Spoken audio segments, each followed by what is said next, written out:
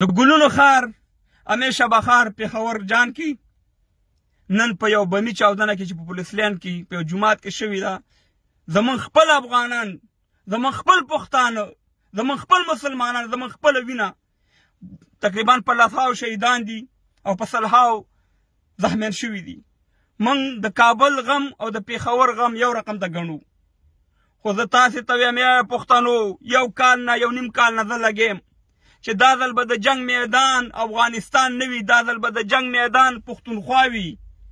50 کاله دی پاکستاني دی پنجابي ریاست د افغانستان په سر سودا کوله او ډالر یې اخیستې او اقتصاد یې پرې روان و. اوس چې اقتصاد ختم شو ته وګوره د زرداري زوی بلاول بټو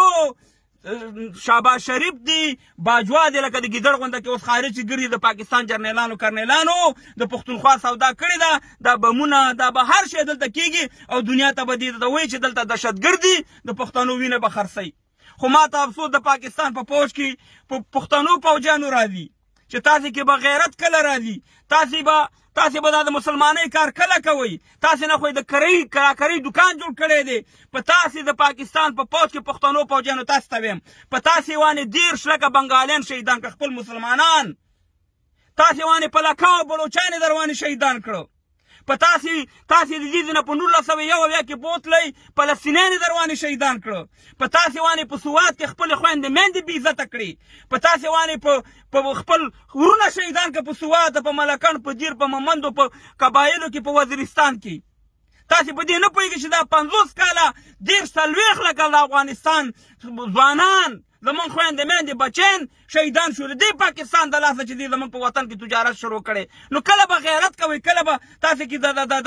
د ځواني بدل کې کله راځي په دې خپلو پښتنو خویندو میندو په دا خپلو پښتنو وینه به تر څو پورې دغه کېږي بهیږي همداسې روانې به بې ځایه. ملي اردو زمونږ وه قهرمانه اتلان قهرمانان چې موږ پرې فخر کوو. په دې وانې چې کله امریکانیان واته زمونږ 3.5 لکه ملي اردو وه جنګ یې ونه کړو ویې کاته چې هغه طرف ته زما خپل پښتون دی دې طرف خپل پښتون افغان دی که زه جنګ کوم هغه هم خرابېږي زه هم خرابېږم. د عمران خان خبره دې واوره چې هغه بې غیرته نه وه هغه غیرتي وه، هغې د غیرت کار وکړو ټوپک یې په ځای باندې پرېښودو او سه مهربانه